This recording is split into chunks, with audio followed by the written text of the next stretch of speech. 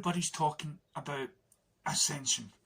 That the darkest days are ahead of us, but there's light, because we're all going to be waking up, right? Some ascension views say that we're going to get powers, telepathic powers. Some ascension says we're going to wake up and realise that we're in a 5D world, whatever that is, telepathic, sort of see the world differently sort of thing. And then maybe that's the thing that gives us that sort of power against those people we believe that are trying to ruin, destroy or control our lives. So right now we're living in a way where you'll get people that will listen to this stuff, listen to this, the theorists. Notice I didn't say conspiracy theories, but if you want, I'll use that. The conspiracy theory that are getting proven right quite a bit. Or people that just obey what the world says or what the law says is the truth. Right? So ascension is when we somehow break out of this. Some people say it's because of the sun. Some people say there's the aliens or whatnot are trying to make us wake up so we can take back and live the life that we're meant to be living. And there's all this talk about time travelling and dimensional and stuff like that. But again, we're living in a society where there's people that believe this and people that are not. So, and some people say if you want to be a part of this ascension or this awakening, that you have got to leave those loved ones that you're probably with that don't get you and move with people that do get it. Well, that really for me is against sort of the human spirit, the human heart. What, you have to leave your family, leave the kids, leave those that are closely connected to you, that love you to bits, even though you may come across crazy. So for me, it doesn't make sense, right? And the stuff that, again, if this is only going to affect a handful of people, if this is only going to affect, half the population, it further proves that there is no God. Because that would be, if there was, and this is his choice to awaken us to the reality of what is real life, then he is being an a-hole again. He's choosing people to live, or is it people that somehow who awaken go to a sort of different dimension, and we're left here with a copycat of the person that we think we are, and half the population is living in the shitty world that we're living in just now, while the other half, the real consciousness of the other half, they're actually in another sort of dimension and living a better life, and we're stuck in, some sort of parallel universe and stuff like that. It really boggles the mind the more you hear about ascension or the awakening.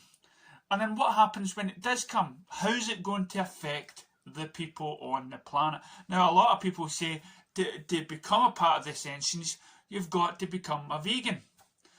And I'm like, well, now I don't like eating lambs. Okay, lambs like baby sheep, right? So they made a mention of a lamb, I'm going, no, right?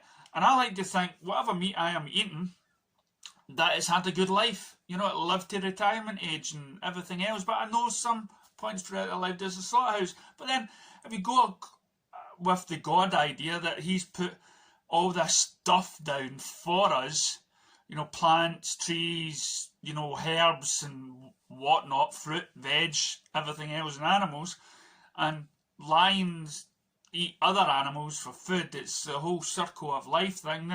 Then is that God being a dick again? Is that God's basically saying, here you are, here's some weapons, go and kill this person? We can't suddenly just stop unless science comes along in a way and invents something that is a good substitute. If I could do it, if the world could do it and not eat meat, and then let's whoever you are up there, or if you exist, do something that can contribute to our ascension. to our awareness.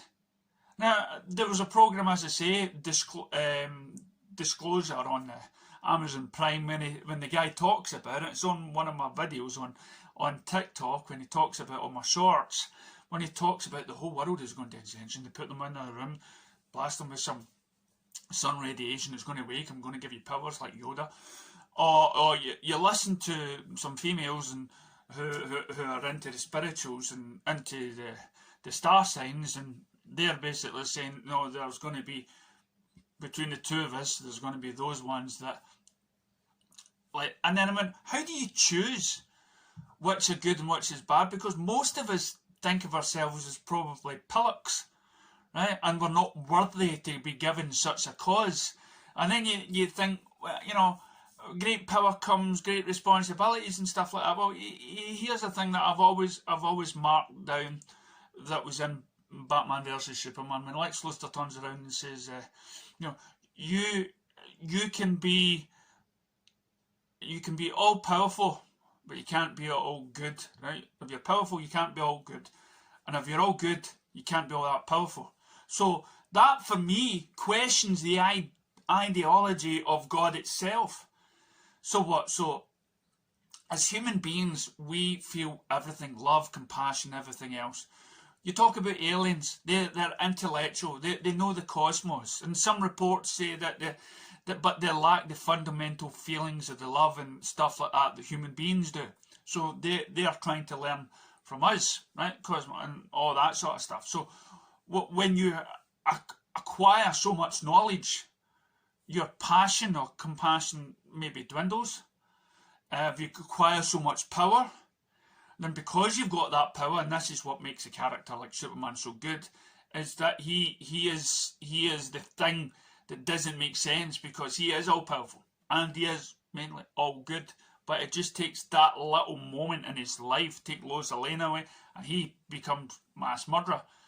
A bit like God, if he exists, not as I always say, if he exists, who doesn't get his own way and suddenly kills, you know, or plagues the people with locusts and everything else, and pours rivers all over the Egyptian army and stuff like that. So when you're talking about only giving a handful of people down on the earth this right to ascend, to acquire this final knowledge, then that is ungodlike.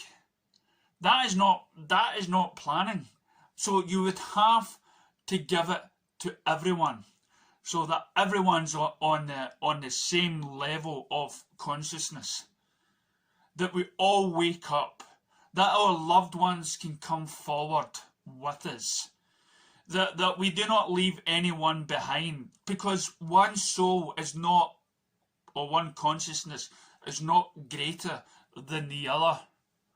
We're all equal. And we're all on a path of sort of discovery and discovering life. Until we die, and then we get, now again, I'll probably show you stuff on TikTok. One guy's afterlife experience, he goes up and then he gets shown this medal. He gets to stand there and he watches his whole life, his bad points and his good points. Then he's ready to go, and he says, no, not your time back yet. So what? So at the end of our lives, we're going to see the stuff that kind of probably furthers our own ideas about ourselves, that a lot of us probably don't like ourselves, or pillocks, or we wish we could be a better version of ourselves. I mean, is that not what Ascension and Awakening is all about? To come to this understanding, to feel the way how the world and the universe works. You know, as you know, that would be something. If we go up the ladder of knowledge and understanding, maybe we will become better. Maybe we'll stop seeing people as a different colour or different sex or whatnot, and just accept each and everyone as a consciousness. By only subjugating those people that are ready or already awakening against those that haven't, that are still trapped. Are we all turning into some sort of gurus that have to try and ascend to these people and change their hopes, their dreams? And it says, no, you've got to believe. We've had too many messiahs, too many gurus to try to teach us what to believe. So that's why I have a big resentment against these words that are going about, against Ascension. All I would acquire for anybody, for yous out there, is just live your life the way your heart and your soul decrees, and do not bother about what choices you make. Do not think, don't regret anything. Regrets in the past, you can't change it. Yes, certainly you've done things in the past that you regret, and probably constantly doing things just now that you will regret. But these are just choices we all have to make and we all have to live with, and we've got to accept them and think of it as a wee sort of learning curve. Just because we're old doesn't mean we know everything. We're constantly learning.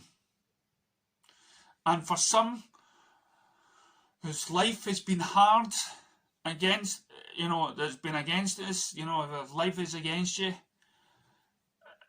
again, it's nothing to do with you personally. It's got nothing to do with their choices. Right? This is just life. This is living with all these different sort of people on the planet that have their own weird ideas or their own sort of occults of what they think is better for this planet. So just be true to yourself and hang in there. Okay, that's all I need to do. Don't worry about Ascension or Awakening or anything else like that. Just speak your mind. Be you, and ignore what other people think of you. As long as you're true to yourself and your ideas, and as long as it's not hurting anybody, who can complain? Thank you.